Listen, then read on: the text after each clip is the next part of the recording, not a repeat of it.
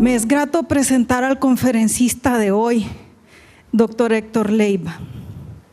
Si mal no recuerdo, lo conocí antes de saber cómo era el hielo. Por aquel entonces nos tocó decidir qué estudiar. Es claro que él estudió literatura, yo lingüística. Y si me preguntan por qué enseño literatura, no lo sé. Él me invitó y es su culpa. De su extenso currículo académico, mencionaré solamente que es doctor en Filología Hispánica con especialidad en Literatura Hispanoamericana por la Universidad Complutense de Madrid. Posee casi 30 años de experiencia en las aulas universitarias. Entre su obra publicada se encuentran, títulos como Imaginarios subterráneos, Estudios literarios y culturales de Honduras, Fatalismo en la cultura y en la literatura de Honduras, de la crítica de la cultura a la construcción de un proyecto histórico, Narrativa de los procesos revolucionarios centroamericanos, Documentos coloniales de Honduras, Tradición oral indígena de Yamaranguila, que es una coautoría. También tiene muchos trabajos como editor, entre ellos la obra poética de José Antonio Domínguez, Las luces del cielo de la iglesia y El mosqueador añadido de Antonio de Paz y Salgado, y La tradición y literatura oral de los Tahuaca, sin mencionar múltiples ensayos publicados en diversas revistas nacionales y extranjeras. Finalizo ahora. No es que no tenga nada más que decir, pero él me pidió que fuera breve. Entonces, mejor lo escuchamos a él. Muchas gracias.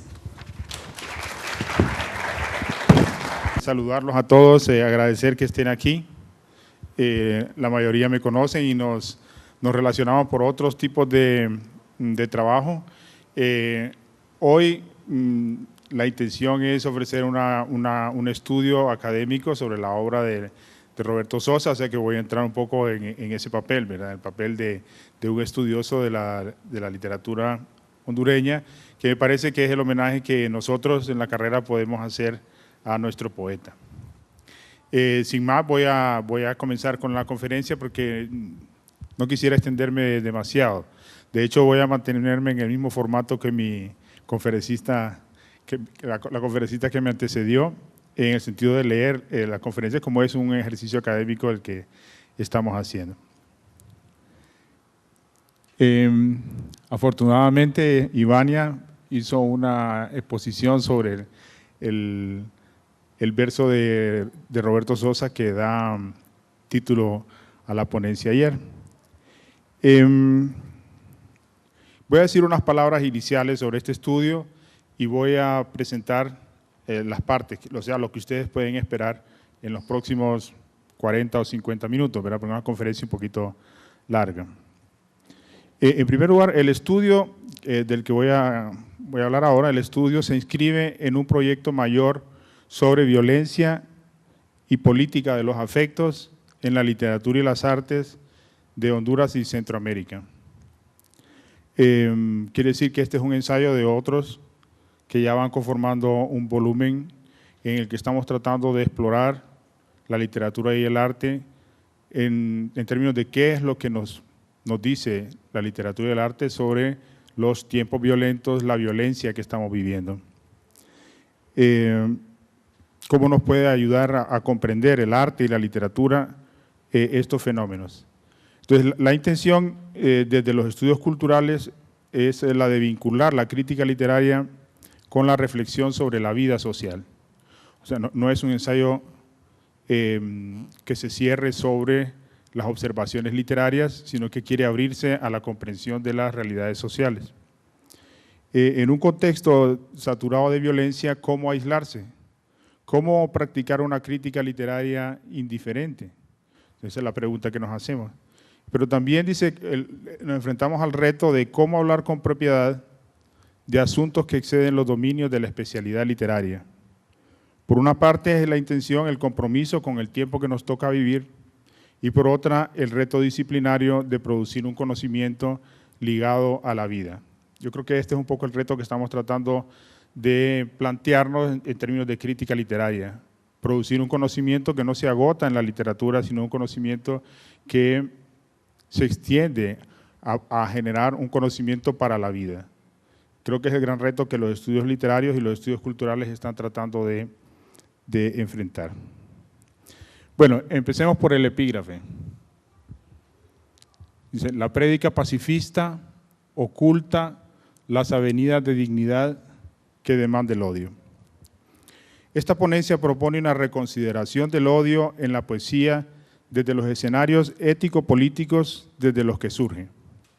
En lugar de la simple censura que supone cerrar los ojos o simplemente negar esta pasión violenta, un intento por comprenderla desde los parámetros en que nos la presentan nuestros poetas. El odio que tan rápidamente nos veríamos llevados a calificar como algo negativo puede encontrarse ligado a la dignidad, a la valoración de sí mismo del ser humano. El odio puede responder a las heridas de la dignidad. Odiamos cuando se nos ofende, cuando se nos intenta rebajar. Llamamos dignidad a esa conciencia que es construcción simbólica de lo humano, al reconocimiento de sus valores y de sus derechos. El pacifismo sería esa ideología que ha proliferado desde las instituciones, desde el Estado, desde las iglesias, desde la familia, desde las universidades, podríamos decir, y también desde la poesía y las artes, que guiada, digamos, esta ideología, guiada por un fin noble, el de la vida armónica y la solución de los conflictos, termina por ser represiva de toda forma de protesta y de cambio, incluido naturalmente el odio. Entonces, la ponencia trata de hacer una reconsideración del odio, ¿verdad? Y de reconocerlo en la poesía del poeta Sosa, algo que es un poco controversial, ¿verdad? O sea, la conferencia trata de ponernos a pensar que en el poeta Sosa tenemos un poeta del odio. ¿Y cómo es esto posible, verdad? La conferencia trata de hacer ver que el odio puede encontrarse ligado a la reivindicación de la dignidad. Y la dignidad herida produce odio. Entonces, digamos, es una situación dramática, trágica, muy tensa, la que se pone de manifiesto en la poesía de Roberto Sosa, y que es lo que nosotros vamos a tratar de hacer ver. Dice, paradójicamente, yendo a contracorriente de la sensibilidad y las ideas fáciles, la poesía de Roberto Sosa nos habría hablado en algunos de sus poemas y de sus libros de la necesidad de la política y del odio. Necesidad que no es simplemente de violencia, sino de lucha contra la humillación, de reivindicación de la dignidad y consecuentemente de construcción de lo humano. Esa es un poco la idea central que nos va a guiar en la conferencia. La conferencia se divide en 4 partes, una primera muy breve en la que se plantea el tema de la relación entre el odio, la dignidad y la poesía de Sosa, que ya he adelantado. Una segunda parte en la que se analiza el libro Secreto Militar, que constituye el punto culminante de la poesía del odio del autor. Se siguen en este apartado los planteamientos del filósofo alemán Peter Sloterdijk para definir el odio como un impulso psicopolítico. Es la parte en la que se trata de fijar la atención en las características de esta poesía, las formas de expresión y los contenidos. A continuación, una tercera parte, la más extensa, en la que se intenta responder a la pregunta respecto de la génesis de este tipo de poesía en la trayectoria del autor. ¿De dónde le viene esta poesía a Roberto Sosa? ¿Cómo llega a ella? Aquí se toma en consideración toda la obra del autor hasta Secreto Militar, ligándola a las diferentes configuraciones de sensibilidad que conoció y que pudieron desembocar en la poesía del odio. Importante en este análisis es, siguiendo a Michel Foucault, el entendimiento de la escritura como tecnología de producción del yo, no como simple hecho artístico, sino como desarrollo de unas estrategias de expresión que conllevan procesos de subjetivación, de construcción del sujeto, de su forma de situarse frente al mundo y de sentir. Esta parte permitirá apreciar de qué modo la estridente poesía del odio de Secreto Militar se encuentra asociada a una conciencia de la fatalidad y a un amor exaltado a los que sufren. Finalmente se presentan las conclusiones en las que se retoman las interrogantes sobre la justificación y la legitimidad de este tipo de arte y de poesía. Roberto Sosa sorprende la tradición de la poesía hondureña con versos duros que acogen el odio y plantean la escritura como una batalla. Una tradición lírica en la que habían predominado los sentimientos delicados, la autoafección del yo por su grandeza o su belleza, tropieza en los versos ocianos con una lucidez implacable ante los sentimientos terribles de la humillación, del rencor, de la abominación y de la sed de venganza. Antecedentes de la ira y la imprecación habían aparecido en la poesía social precedente, como por ejemplo en el último Jacobo Cárcamo. Si bien Sosa se distingue por afincarse en ellos y en esforzarse por todos los medios en librarse también de los fáciles sentimentalismos sociales. Pero evidentemente no ha sido un problema solo de la tradición lírica hondureña el haber eludido el lado ominoso de los sentimientos humanos. Peter Sloterdijk, en su libro Ira y Tiempo, 2010, atribuye al imperio del cristianismo durante la Edad Media el afianzamiento de los valores de la humildad, de la mansedumbre y de la renunciación dentro de los entramados ideológicos de dominación de lo que vino a llamarse civilización europeo-occidental. Si el cristianismo asoció el odio a la soberbia, señala Sloterdijk, la Grecia antigua lo había exaltado en la épica homérica, como también lo volvería a hacer Nietzsche en la antesala de las hecatombes europeas del siglo XX. En este sentido, la rebrotación del odio en la poesía moderna resulta de una ruptura respecto de la ideología pacifista que mediante la censura y represión de las pasiones violentas tiende a favorecer la hegemonía del poder y la estabilidad del statu quo. Un dilema que viene a ser de actualidad si se considera el auge local y global del pacifismo, de un pacifismo que se promueve como último recurso contra la expansión incontrolable de la violencia. La lectura de la poesía de Roberto Sosa desde este ángulo se concibe como un medio para comprender la alquimia de unos sentimientos que nadie hubiera querido y que sin embargo reclaman una legítima respuesta. Si bien el odio supone la entrega a una pasión que suspende el entendimiento, tampoco es una pasión gratuita, sino que se llega a ella si se atiende a la poesía de este autor por las heridas del oprobio y de la fatalidad. En la trayectoria de Roberto Sosa, su libro Secreto Militar, 1985, representa el punto culminante de su poesía del odio. Se trató sin duda de un libro valiente, escrito y publicado en la coyuntura más crítica de la Guerra Fría. Para el país, cuando imperaba la política de la seguridad nacional y la de las desapariciones forzosas. Un libro valiente porque alzaba la voz contra los militares y los grupos de poder y exponía la violencia represiva al propio poeta. Pero sobre todo fue un libro producto de la indignación, como explica el autor. Nunca antes el pueblo hondureño había sido tan humillado y ofendido en el centro mismo de sus valores cívicos y culturales, como lo han hecho los grupos de poder político y militar de la década de los 80. En esta atmósfera, sin embargo, se está produciendo en Honduras un arte de indignación, de denuncia, sobre todo en la expresión pictórica. En este caldo de cultivo nació Secreto Militar, escribió el poeta Sosa. La indignación que el poeta reconoce como origen de su combativo libro ha sido considerada por Sloterdijk como un elemento de uno de los impulsos psicopolíticos primordiales para explicar la condición y la historia humanas. Si el psicoanálisis reconoció el eros como la seducción libidinal por cuerpos u objetos cuya falta se padece y que moviliza la sexualidad, lo mismo que la historia económica, no menos importante ha sido el amor propio, el tenaz orgullo que puede hallarse en las luchas cotidianas por la autoestima, tanto como en las guerras del honor de la historia política. Sloterdijk propuso reconocer esos impulsos como timóticos, derivados del timos griego, el órgano en el cuerpo que acogía y liberaba las energías responsables del odio y de la ira. Si el eros se liga al disfrute de objetos materiales, los bienes del timos se redimen como valores morales. así los de la honra o de la dignidad.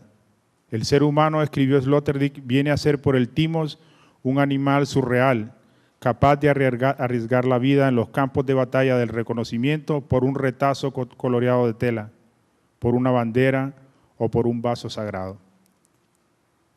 Si hay cosas más importantes para el ser humano que las posesiones materiales, que el poder del dinero o los placeres del cuerpo, una de ellas es la dignidad. Algo radicalmente humano que parece hallarse en esas luchas contra el descrédito, la ofensa y la humillación.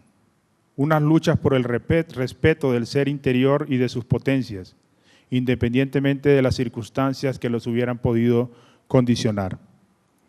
Un don que para el derecho natural se recibe por el solo hecho de haber nacido humano y que para la religión tiene que ver con esa chispa en todo hombre y toda mujer que pertenece a lo eterno. Don o chispa, dignidad que se resiste a ser rebajada, agraviada o vilipendiada. El propósito de Sloterdijk, sin embargo, no es exaltar el odio, sino hacer ver el drama que supone el que la reivindicación de la dignidad conduzca a él. Si en las luchas por la dignidad se construye lo humano, el acto de ira replica contra el enemigo como en la más pura venganza aquella misma agresión que lo degrada. Más intenso es el odio, mayores pueden considerarse las ansias de dignidad, pero consecuentemente mayores los actos vejatorios de que se podría ser capaz. Secreto Militar lanza un furioso ataque contra el sujeto del poder en sus múltiples encarnaciones y facetas, al mismo tiempo que constituye al poeta como sujeto de la ira. La extrema agresividad del libro solo puede comprenderse cabalmente con referencia a las heridas de la dignidad de que pudo resultar. Los poemas ofrecen semblanzas de tiranos reconocibles de la geografía del poder latinoamericano y mundial: Pinochet, Stroessner, Duvalier, Trujillo, Maximiliano Hernández Martínez, Somoza, Efraín Ríos Montt, Margaret Thatcher, Francisco Franco, que se emparejan con los caudillos presentes y pasados de Honduras: Tiburcio Carías Andino, el general Gustavo Álvarez Martínez, Plutarco Muñoz. Un ataque acusatorio distingue a estos poemas que en el señalamiento de los crímenes del poder animaliza o demoniza a sus agentes y revela las humillaciones y el dolor padecidos por el pueblo. En el poema contra Maximiliano Hernández Martínez, la matanza de más de 30.000 campesinos es presentada como consecuencia de una insana sed de sangre de parte del tirano, del ejército, de la oligarquía y del imperialismo norteamericano. El poema celebra el que aquel verdugo, abro comillas, teósofo y brujo, famoso por su aliento de mudo y por sus miradas de mono perverso, cierro comillas, fuera muerto tiempo después por manos anónimas, abro comillas, cocido a puñaladas en un apartado caserío de Honduras, cierro comillas. A Duvalier, a quien el poema acusa de haber hecho de Haití una cárcel y de matar a los opositores, abro comillas, debajo de un jardín por la mano de su hijo, cierro comillas, lo muestra, abro comillas, como un mono inefable, cierro comillas, a quien le crece inconteniblemente el vello por todo el cuerpo, que, abro comillas, le ascendía en calma de los pies a la cabeza, cierro comillas.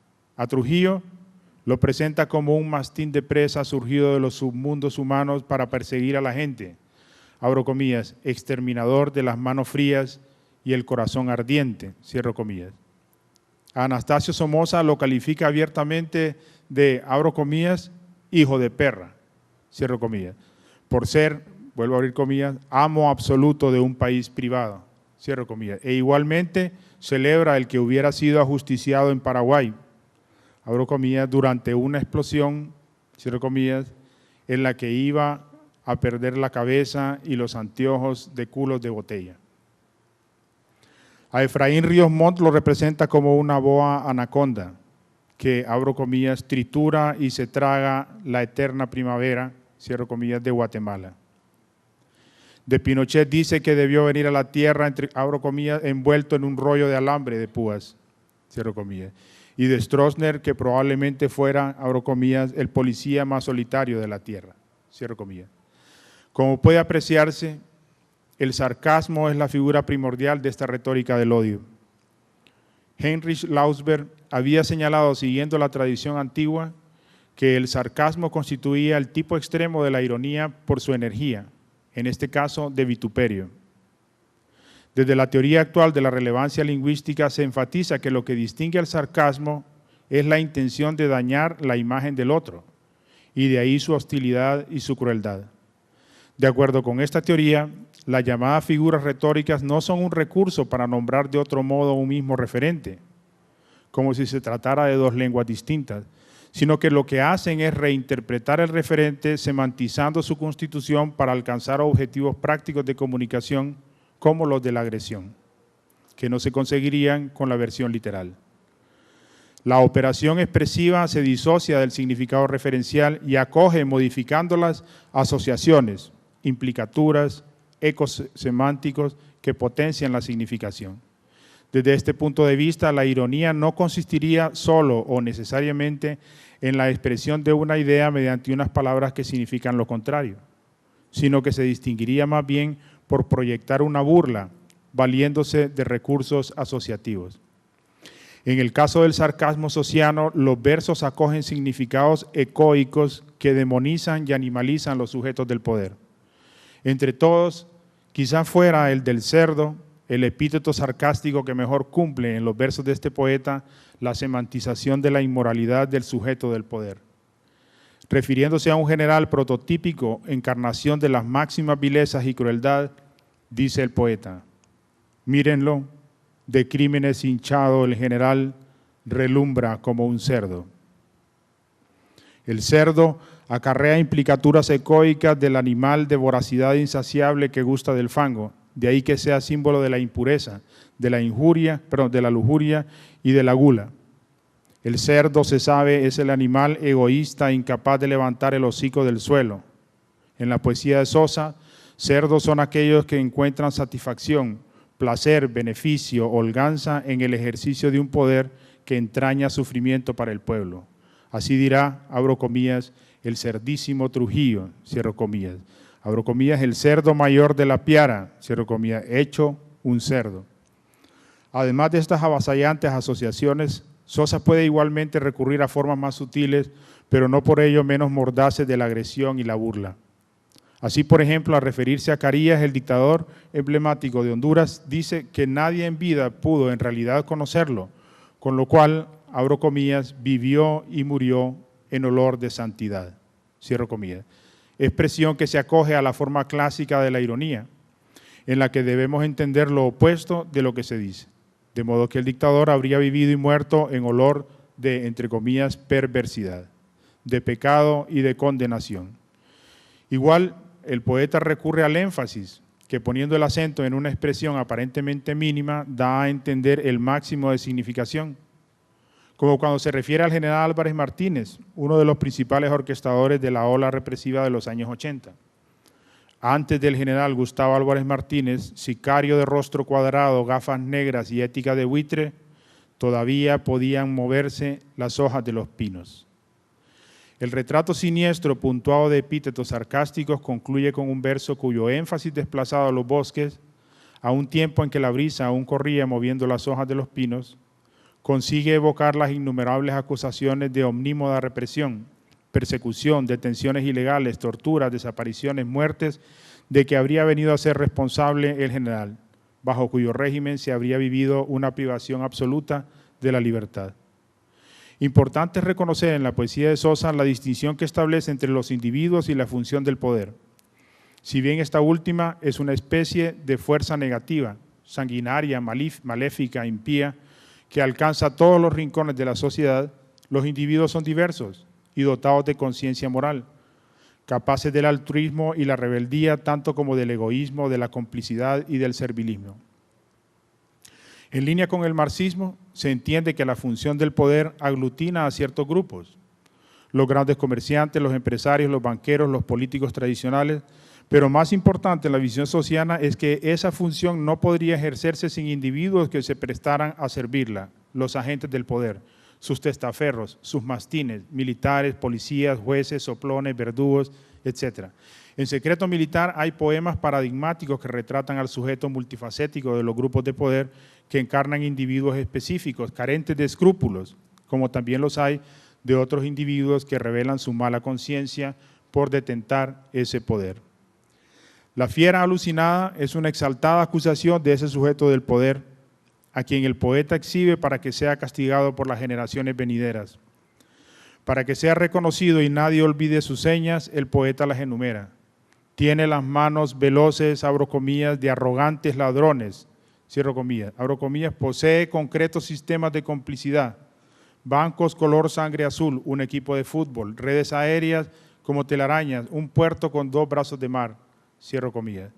Es un individuo reconocible, pero sobre todo es una fusión de funciones de poder económico, político y también policial, pues igualmente tiene a su servicio personal cubos de alta peligrosidad colmados de ojos y oídos de diferente frecuencia modulada, cierro comillas. E igualmente es un sujeto que tiene a su disposición sus propios cantores, abro comillas, aquellos pájaros de cuenta de la literatura que él, con la prudencia del sisimite, ha domesticado con metálicos golpes diplomáticos, cierro comillas. Este sujeto, señala el poema, es el responsable de la sangre derramada, de los crímenes contra el pueblo, cuyas manchas sin nombre, entre comillas, podrán contarse una a una en su vestido rojo, entre comillas. Por ahora, tal sujeto yace henchido de satisfacción, pero llegará el día, señala el poeta, en que, abro comillas, los niños de esta tierra lo cubrirán con infamantes letreros hasta ocultarlo de la mirada pública. Obsérvenlo hundido en sus habitaciones, podrido en oro y ebrio de mala baba, a imagen y semejanza del mismísimo demonio, en persona preside la fraternidad del asco.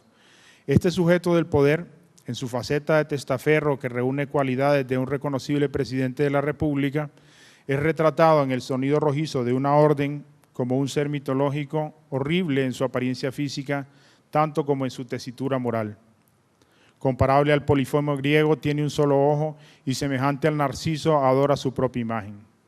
Con su único ojo de animal de leyenda, conduce al matadero a una nación de ciegos y se deleita con fruición de artista en su extraña foto que marea y suda sangre.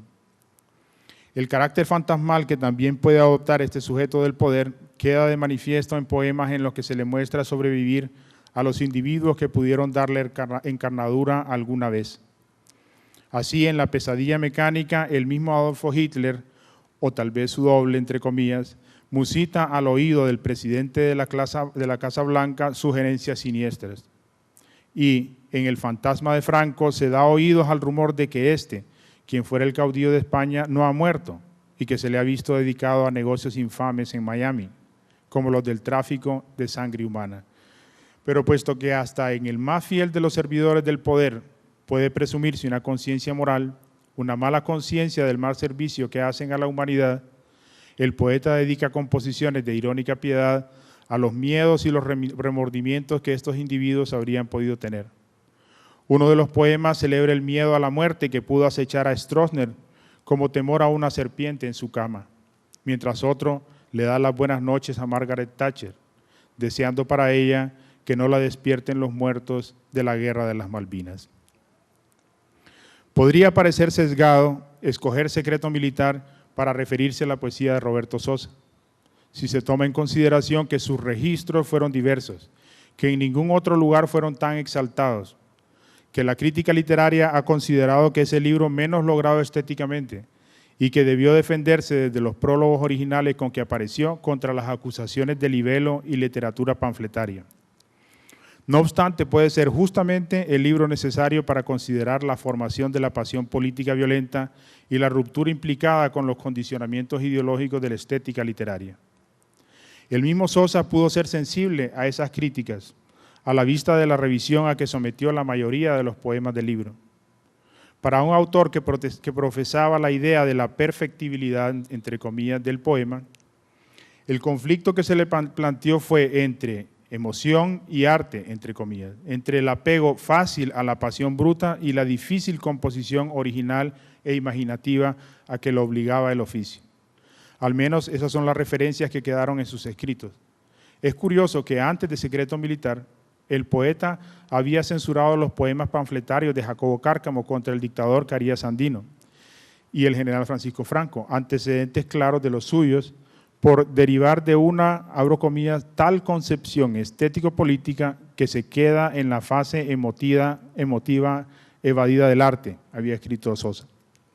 Opiniones que iba a modificar años después cuando escribiera que, abro comillas, se debe redimir el panfleto porque es necesario en determinadas épocas, cierro comillas. Y que, abro comillas, el trazo divisorio que separa el panfleto de la poesía política es tenue. La poesía política estigmatiza con cierta brutalidad la corruptela profesional, el prevaricato, el nepotismo, las simonías, la alta traición y la muerte computarizada, cierro comillas. Este pudo ser uno de los dilemas para el poeta, quien sin embargo tampoco llegaría a abjurar de Secreto Militar. Los cambios a que sometió los poemas revelan efectivamente que tendió a atenuar la agresión verbal. Desaparecen epítetos como el de, entre comillas, hijo de perra, que dedicaba a Somoza, o el de, entre comillas, mono perverso, que dedicaba al general Hernández Martínez, si bien igualmente aparecen énfasis, como llamar a Franco el mismísimo maldito, entre comillas. Y las alusiones directas a personas que no aparecían en la primera edición, como la dedicatoria de la fiera alucinada al general Osvaldo López Arellano y la del sonido rojizo de una orden al expresidente Roberto Suazo Córdoba, dos poemas en lo demás apenas retocados. Un análisis comparativo de las dos versiones del poema fue en el año 32 y no hay olvido, muestra que el poeta procedió mediante el recorte a la atenuación y contracción del poema. Ver anexo, hay un análisis al final, si quieren lo vemos después. Con lo cual, la intención parece haber sido la de retrotraer la composición al estilo minimalista que la crítica ha reconocido como característico del autor. De modo que las revisiones pudieron tender a desbrozar la desmesura verbal y pasional, tratando de no traicionar el núcleo político y acusatorio de los poemas.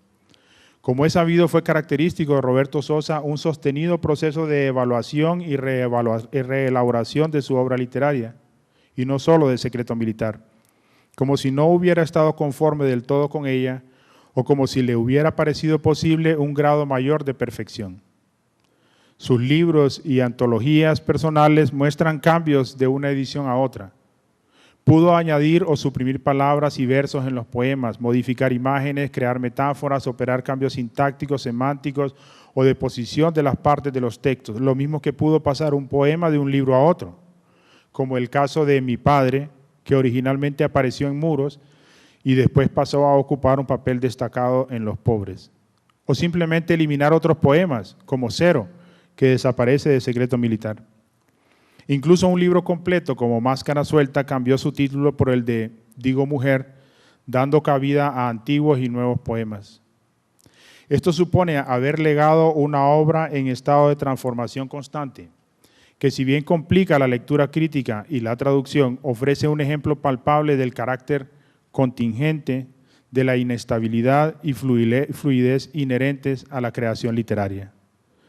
La disyuntiva entre emoción y arte que pudo problematizar al poeta descansa en un entendimiento de la escritura literaria como persecución, nunca conseguida del todo, de una forma autónoma, producto del sujeto, pero independiente de él, que se realiza en el ámbito de la historia literaria, donde su fidelidad y su originalidad respecto de la tradición son juzgadas.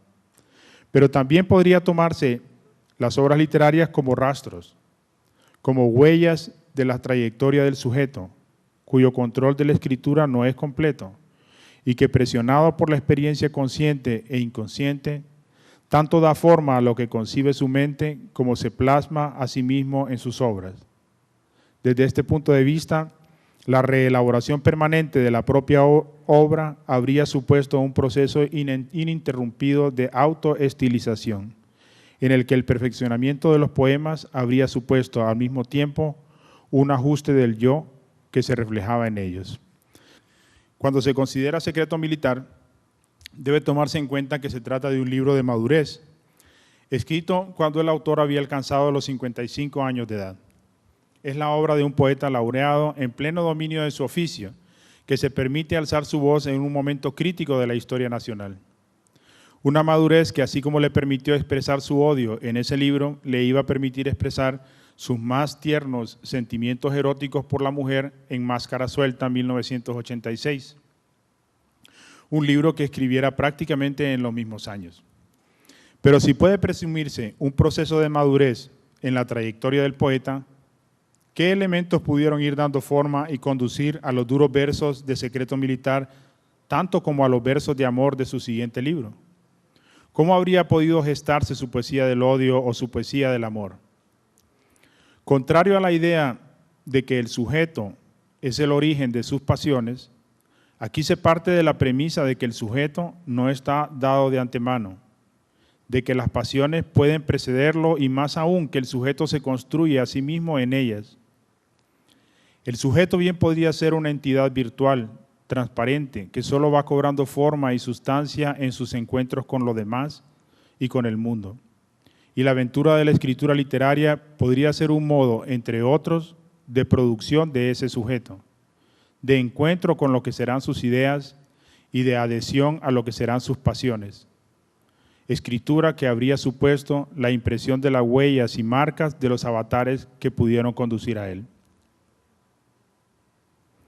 Michel Foucault sostuvo que la escritura, y particularmente la escritura literaria, había llegado a constituir una de las estrategias privilegiadas de constitución de la subjetividad en la tradición europea occidental.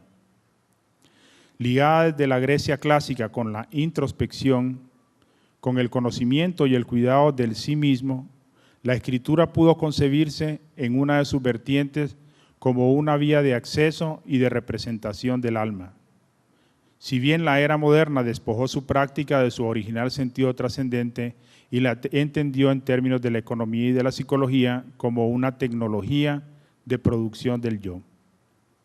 Foucault hizo ver de qué modo el autoexamen y la dirección de conciencia bajo la guía de un maestro, entre otras formas de introspección, fueron conocidas por los griegos de la antigüedad como modos de meditación y ejercicios a disposición del individuo para obtener provecho de sí, ya fuera para la vida diaria, para la vida política, para la guerra o como preparación para la muerte. Igualmente hizo ver Foucault cómo estas estrategias fueron adoptadas por el cristianismo, no sin introducirles elementos nuevos, como la mortificación, el castigo del cuerpo y de la voluntad, o la confesión y la obediencia a otra persona o a la comunidad, que realzaron la conciencia del pecado y que demandaron la subordinación completa a las normas y al poder externo. Con esto, el repertorio de tecnologías del yo se amplió y complejizó, si bien con un cambio notable del propósito griego del cultivo del ser interior al de su represión y subyugación bajo el cristianismo. El Estado moderno retomó el modo pastoral de la Iglesia de sujeción del individuo a su pastor, al sacerdote, al obispo, al rey, transmutándolo en las técnicas de la policía como gobierno de los cuerpos y de la vida. Althusser dirá que el individuo en las sociedades modernas se reconoce en la culpa. La conciencia de sí, que podría pasar desapercibida para el individuo, se activa por la interpelación de los aparatos ideológicos del Estado que le señalan sus límites y obligaciones. En la famosa ilustración de Althusser, el individuo cobra conciencia de sí mismo al llamado del policía que le dice, tú, para que se despierte. Iba a ser en las ciencias humanas, en el psicoanálisis y la literatura, que la era moderna desarrollaría estrategias más interesantes y productivas de conciencia y desarrollo del yo. En la tradición que viene del conócete a ti mismo, griego, y que se renueva con el pensamiento que viene de Descartes, a Hegel y a Husserl, el examen de sí iba a ser referido a la correspondencia de los pensamientos con la realidad, correspondencia entre lo que pienso o podría pensar sobre mí y lo que realmente soy, punto que será central en la dialéctica de la conciencia y la crítica de la ideología del marxismo, que reta al individuo a reconocer el lugar que verdaderamente ocupa en las relaciones de producción económica de la sociedad. Volviendo al análisis de la poesía de Roberto Sosa, es posible a continuación considerarla desde este ángulo como una implementación de estrategias modernas de introspección, como una aplicación de las técnicas de escritura a la representación, ideación constitutiva del yo. Como corresponde a este género discursivo, la conciencia de sí se expresa en su poesía con un lenguaje metafórico densificado por la tradición poética y transfigurado especialmente en su caso por la influencia del surrealismo, que lo hiciera decir que para él la poesía es un absoluto espejismo, entre comillas, refiriéndose a que afloraba de ese estado entre la vigilia y la inconsciencia que exaltara aquel movimiento. La poesía de Roberto Sosa permite reconocer al menos 3 distintas formas de representación del yo que pudieron hallarse asociadas al ejercicio de su escritura poética. Si bien no como etapas de una sucesión lineal que permitieran apreciar cierres o la superación de una por otra, sino más bien como configuraciones relativamente simultáneas que al mismo tiempo que cristalizaron perfiles definidos, se influyeron recíprocamente y cuya evolución e interacciones pudieron conducir a su poesía del odio, tanto como a su poesía del amor. Como podrá apreciarse, cuando el sujeto aparece en el poema, no lo hace como una entidad acabada, como un ser en sí autosuficiente, autocontenido y cerrado, sino siempre en relación con otros sujetos y el mundo que lo rodean, y de cuyo encuentro brotan sus ideas y sus sentimientos. La relativa evolución simultánea de las distintas configuraciones del yo puede apreciarse en un poema tan temprano como Tegucigalpa, aparecido en su primer libro Caligramas 1959, en el que ya se manifiestan los elementos germinales de lo que será una distintiva subjetividad. Dice el poema: vivo en un paisaje donde el tiempo no existe y el oro es manso. Aquí siempre se es triste sin saberlo. Nadie conoce el mar ni la amistad del ángel. Sí, yo vivo aquí, o más bien muero. Aquí donde la sombra purísima del niño cae en el polvo de la angosta calle, el vuelo detenido y arriba un cielo que huye. A veces la esperanza, cada vez más distante, abre sus largos ramos en el viento. Y cuando te pienso de colores desteñida ciudad, siento imposibles ritmos que giran y giran en el pequeño círculo de mi rosa segura. Pero tú eres distinta. El dolor hace signos desde todos los picos. En cada puente pasa la gente hacia la nada y el silbido del pino trae un eco de golpes. Tegucigalpa, Tegucigalpa, duro nombre que fluye, dulce solo en los labios. El poeta se reconoce en el paisaje natural y humano de su ciudad. Expresa una experiencia del vivir como muerte, abro comillas. Sí, yo vivo aquí, o más bien muero, cierro comillas. Como algo absurdo, sin sentido, abro comillas. En cada puente pasa la gente hacia la nada, cierro comillas. Como comunión con el otro, con, abro comillas, la sombra purísima del niño que cae en el polvo de la angosta calle, cierro comillas. Y como conciencia de la violencia, abro comillas, el silbo del pino trae un eco de golpes, cierro comillas. 3 configuraciones del yo. A, como experiencia metafísica de la fatalidad y la muerte. B, como experiencia social de comunión con el otro. Y C, como experiencia política en relación con la violencia. 3 configuraciones que, reunidas en tensión en este poema, rozándose y tendiendo a separarse, darán lugar a diferentes vertientes en la obra del autor. Roberto Sosa consideró que aunque Caligramas había sido un libro precipitado, contenía en este poema, abro comillas, los tornillos y las tuercas indispensables para sentar la base, cierro comillas, de su invención poética venidera.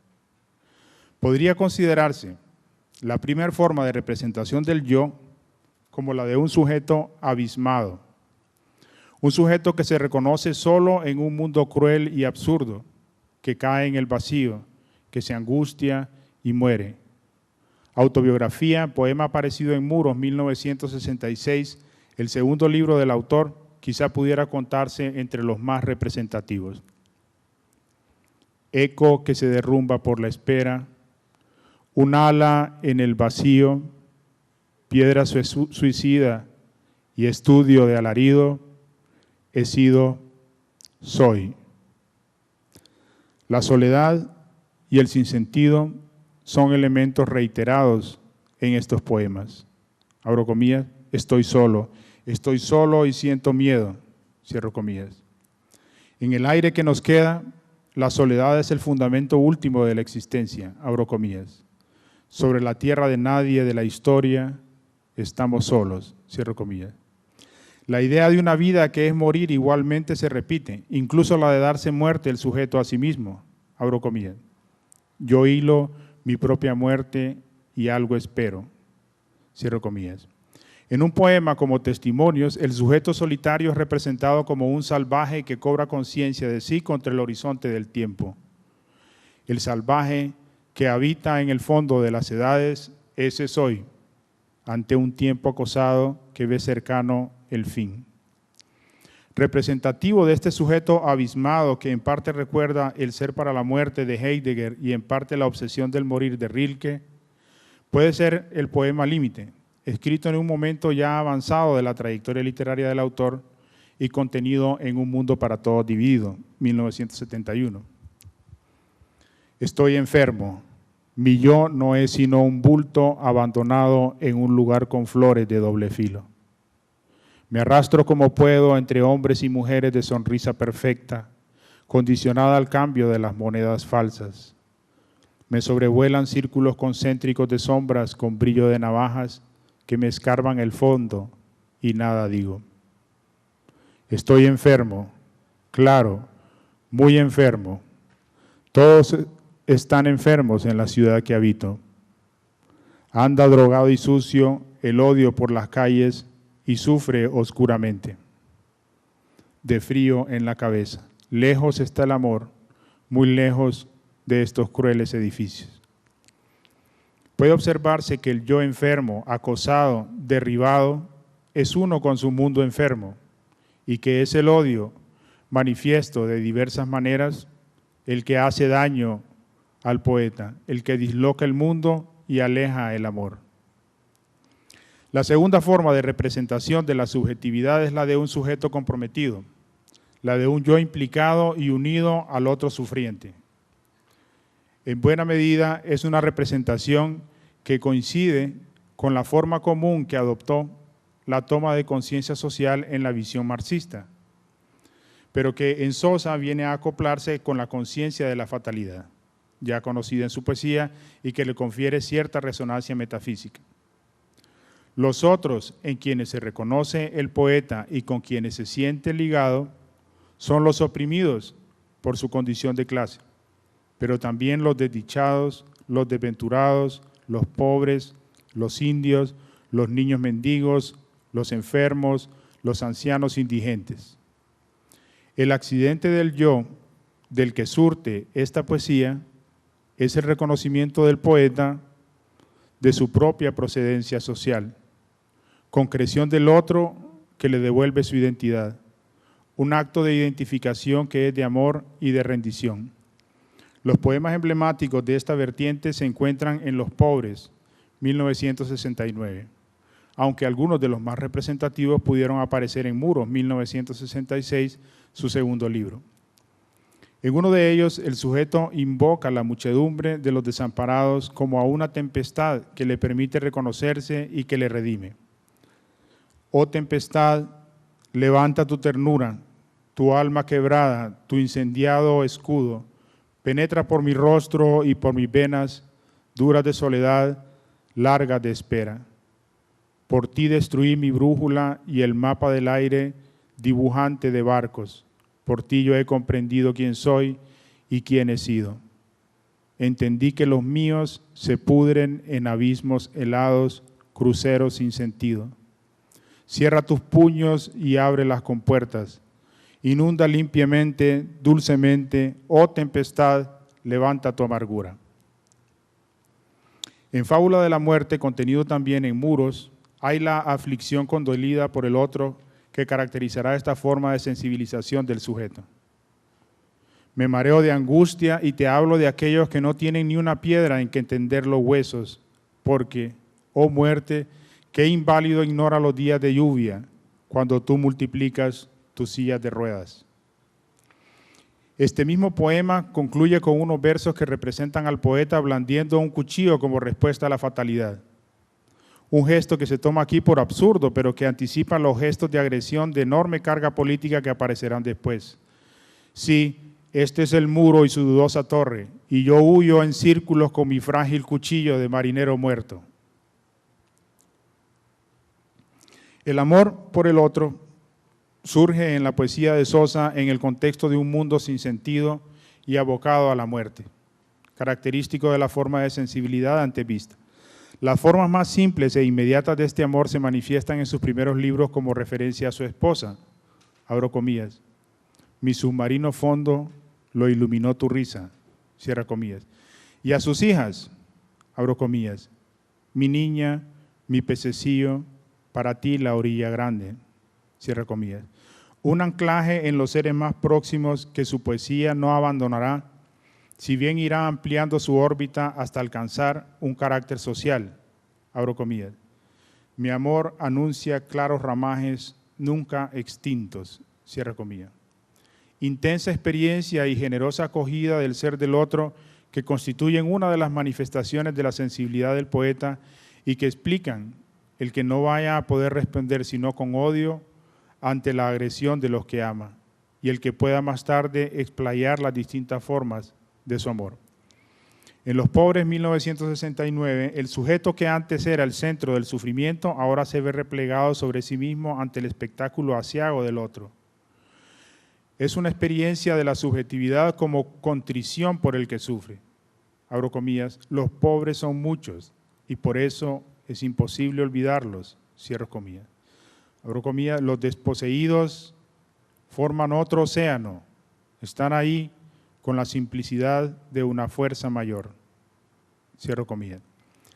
En La ciudad de los niños mendigos, el poeta pregunta, abro comillas, ¿qué humano no ha sentido en el sitio del corazón esos dedos picoteados por degradantes pájaros de cobre? Cierro comillas, refiriéndose a los dedos de los niños que piden. Una forma de sensibilidad que se prolonga en el siguiente libro, Un mundo para todos dividido, en el que el poeta llega a decir, abro comillas, sufro porque no puedo multiplicar los panes, cierro comillas. En este libro, Canción para un gato muerto, permite apreciar hasta qué punto esta sensibilización se extiende a todo ser viviente. Imploraba mi ayuda llamándome carcomido por la sombra, con sus verticales lucecitas felinas, alejándose fijo entre la llovizna de la agonía, y fino hasta el abismo para no herir a nadie con el roce de sus despojos, el pobre animalito murió a solas, vaciado en la penumbra.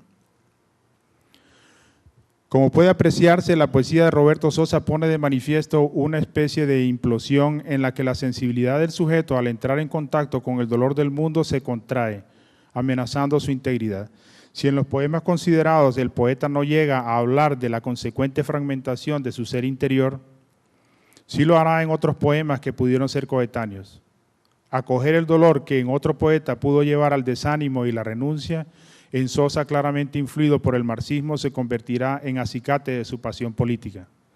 La tercera forma de representación del yo es justamente la de un sujeto dividido, que en su fraccionamiento interior reconoce el mundo roto y sus conflictos. Un sujeto dividido que en su fraccionamiento interior reconoce el mundo roto y sus conflictos.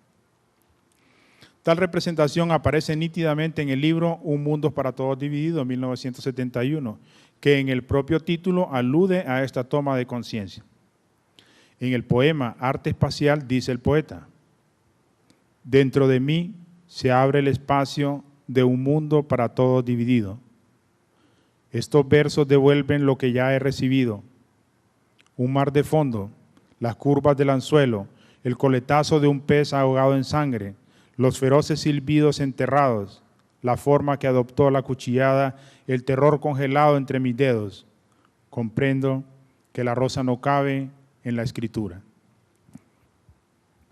Es un ser interior que refleja los conflictos de su mundo y devuelve en lo que escribe la violencia recibida. Abro comillas. Comprendo, dice, que la rosa no cabe en la escritura. Cierro comillas. Verso que puede interpretarse como conciencia del avasallamiento de la escritura por pasiones odiosas, terribles, que necesariamente desplazan la belleza, la perfección y el candor de la flor. Conciencia de la violencia del mundo en el yo, que abre las puertas a su ingreso en la poesía. A la pregunta sobre de dónde procede la violencia o de quiénes puede esperársela, el poeta responde, abro comillas, de los niños, de nosotros, del sujeto plural que desde la infancia ha padecido los horrores de vivir y que está presto a lanzarse al ataque. Dice en el poema Los elegidos de la violencia. El horror asumió su papel de padre frío. Conocemos su fuerza con lentitud de asfixia. Conocemos su rostro línea por línea, gesto por gesto, cólera por cólera. La maldición, el ataque, la reacción agresiva que hacen del sujeto dividido un sujeto de la ira, requieren sin embargo del reconocimiento de un otro responsable del mal, de un cómplice de la opresión y de la muerte. Alguien extiende la asfixia. Alguien planea las descomunales mordeduras que dejan los incendios. Alguien gobierna el sumergido mecanismo del ahogo y las refinadas aproximaciones de las calaveras. Y esa visión subterránea del hombre nos deja un hilillo gris en la comisura de los labios. En algunos poemas, ese otro oprobioso, mal omnisciente, no tiene nombre o es una presencia oscuramente incubada, entre visión de un hombre que vende al menor de sus hijos por hambre, de un viejo carbonero que azota a una pequeña, o del frío que sorprende a los niños mientras duermen en sus chozas y les roba la salud y la vida. Pero en la medida en que ese otro de la infamia cobra una forma reconocible, se granjea la ira del sujeto poético, como en el poema La Casa de la Justicia, en el que el cuadro del poeta castigando con sus versos a abogados y jueces recuerda los propios azotes que Jesús repartiera contra los comerciantes en el templo. Puede decirse, como se sostenía antes con referencia al secreto militar, que la violencia del sujeto poético se produce como reacción a una herida moral, como conciencia del ultraje y de la humillación. Una poesía de la indignación que pudo encontrarse claramente plasmada ya en Cruz del Alba, un poema del segundo libro del poeta Muros, 1966, en el que se compara el martirologio de la patria a manos de los poderosos con el de Cristo por los judíos. Aquí, donde lo oprobio se enrosca en el olvido. ¿Quién te amarró los pies con cintas negras? ¿Quién cortó tus cabellos con filos de miseria? ¿Quién desgarró tu traje y tu hermosura y te dio de beber vinagre y muerte? Patria mía, cabaña o cuartería, a ti nadie te ama, todos te niegan, todos. Todo te duele el niño oscurecido, la acera retorciéndose de angustia. Y ellos, los mismos, te golpearon con palos, doblaron tus rodillas y echaron suerte sobre tus harapos.